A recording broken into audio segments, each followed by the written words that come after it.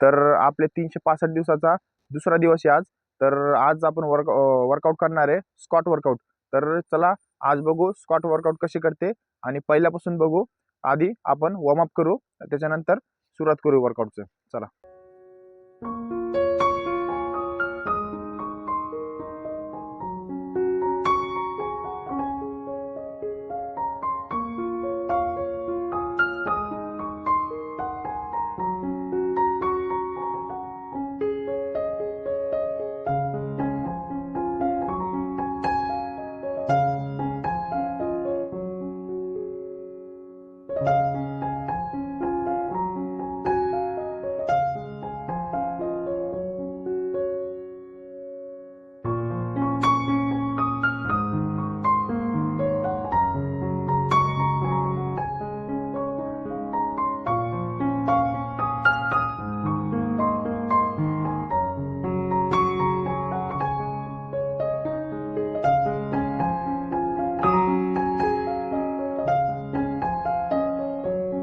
तर आपला वॉर्मअप झाला कम्प्लीट. पण आता आपण जॉगिंग करणार आहे 3 किलोमीटरची. तर एक गोष्ट लक्षात ठेवा, वॉर्मअप सगळ्यात मेन गोष्ट आहे. तुम्ही रनिंग करा, कोणता वर्कआउट करा, काही करा, दरवेळेस व्हिडिओमध्ये सांगतो मी, वॉर्मअप जेवढं तुम्ही चांगलं करशाल आधी आणि वर्कआउटच्या नंतर, तेवढं तुम्हाला इंजुरी व्हायचे चान्सेस सगळ्यात कमी असते. त्याच्यामुळं सगळ्यात मेन लक्ष राहून द्यायचं, वॉर्मअप करायचं. वॉर्मअप आणि लास्टला स्ट्रेचिंग सगळ्यात मेन गोष्ट. भले तुम्ही वर्कआउट कमी करा, आपण वर्कआउट कमी करू, पण स्ट्रेचिंग आणि वॉर्मअप जास्त करायचं, कारण की बॉडी फ्लेक्सिबल राहते आणि लचिली राहते आपली बॉडी. त्याच्यामुळे कोणतं इंजुरी व्हायचे चान्सेस कमी होतो आपला. त्याच्यामुळं वॉर्मअप आणि स्ट्रेचिंग सगळ्यात मेन गोष्ट आहे करायची. तर चला आता आपण जॉगिंग करू.